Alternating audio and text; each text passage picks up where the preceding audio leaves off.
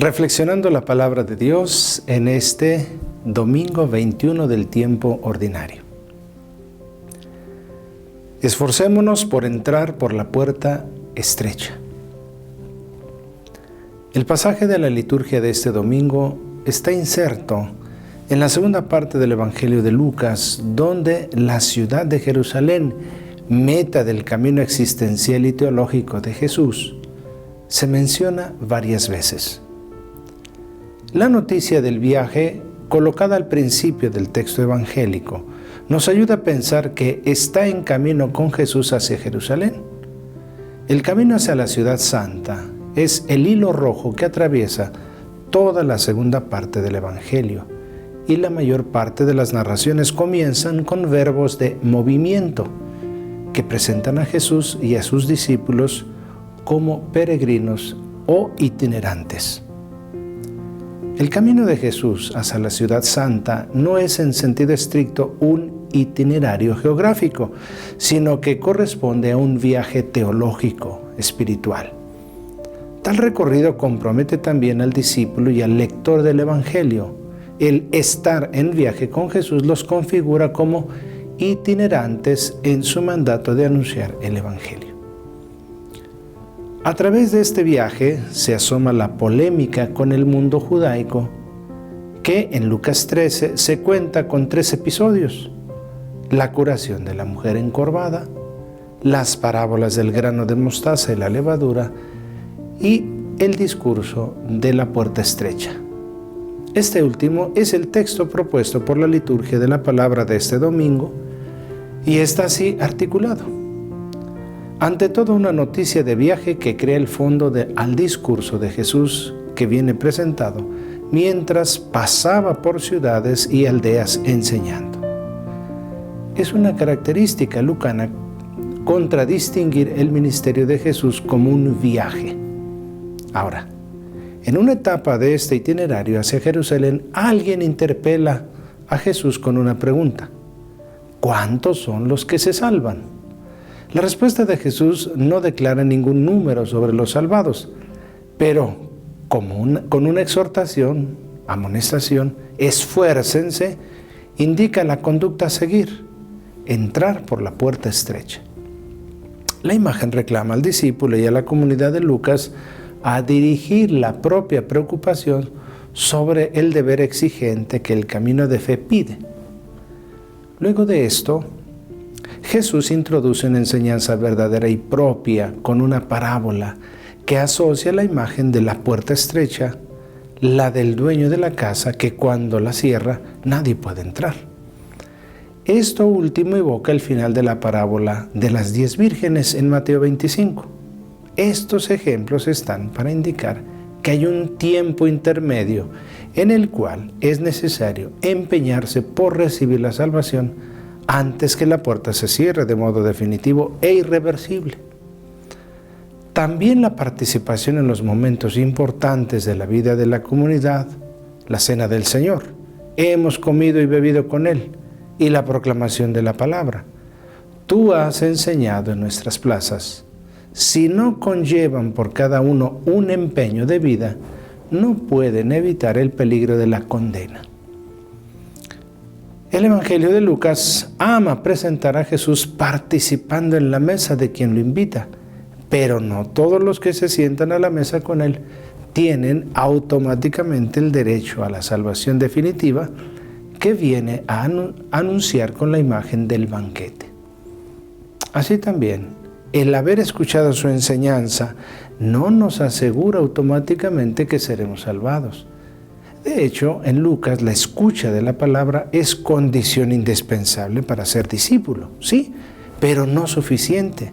Se necesita la decisión de seguir al Maestro, guardando sus enseñanzas y llevar fruto en la perseverancia. Aquellos que no han conseguido entrar por la puerta estrecha antes de que se cierre, se llaman operadores de iniquidad. Son los que no se han empeñado en realizar el plan de Dios. Su situación futura viene presentada de modo figurativo con una expresión que habla de la irreversibilidad de no ser salvados, Allí será el llanto y el crujir de dientes. Es interesante la referencia a los grandes patriarcas bíblicos, Abraham, Isaac, Jacob y a todos los profetas. Ellos entrarán a formar parte del reino de Dios. Si a los contemporáneos de Jesús esta afirmación podía parecer que la salvación era como un derecho de Israel, para los cristianos de la comunidad de Lucas constituía un aviso a no considerar de modo automático esta modalidad salvífica. El reino que Jesús anuncia se convierte en lugar donde se encuentran discípulos que vienen de Oriente y Occidente, de Septentrión y del Sur. El discurso de Jesús inaugura un dinamismo de salvación que envuelve a toda la humanidad y se dirige sobre todo a los pobres y enfermos. Lucas, más que los otros evangelistas, es sensible al anuncio de una salvación universal y presenta a Jesús que ofrece la promesa de la salvación no solo para Israel, sino para todos los pueblos. Una señal de este cambio de condición de salvación es la afirmación final: los últimos serán los primeros y los primeros serán los últimos.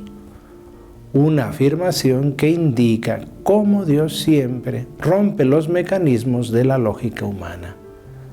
Ninguno debe confiar en las posiciones que ha conseguido, sino que es invitado a estar siempre sintonizado con la onda del Evangelio. Hagámonos algunas preguntas.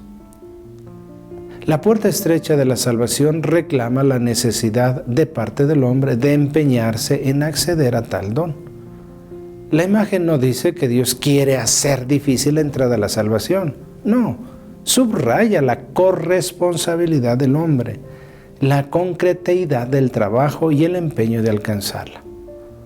Al pasar por la puerta estrecha, según San Cipriano, indica transformación. ¿Quién no desea ser transformado lo más pronto posible a imagen de Cristo?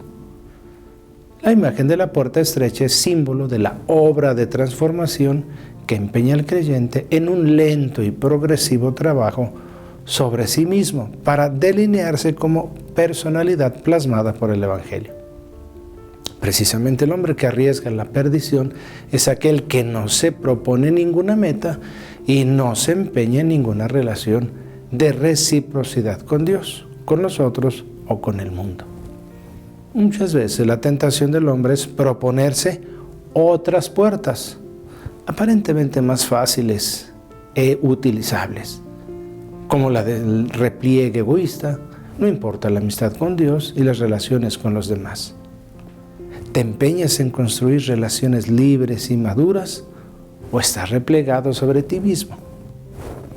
¿Estás convencido de que la salvación se te es dada mediante la dimensión relacional de comunión con Dios y con los otros? La salvación es una realidad posible para todos. Todo hombre puede conseguirla, pero tal oferta por parte de Jesús es necesaria una efectiva y personal respuesta por parte del hombre.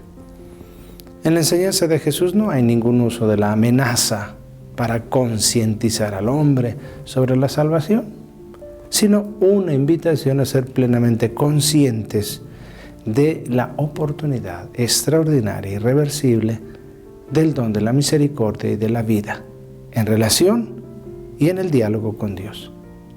¿Hacia dónde y hacia qué cosa orientas tu vida? ¿Qué uso haces de tu libertad? ¿Sabes acoger la invitación de Dios a ser corresponsable de su salvación? ¿O te abandonas a la perdición?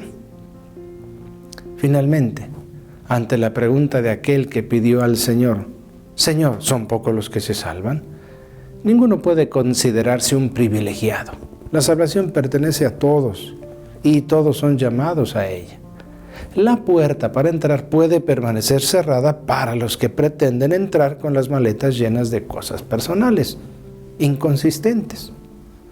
¿Sientes el deseo de permanecer a aquella escuadra infinita que desde oriente a occidente se sentarán a la mesa del reino de Dios?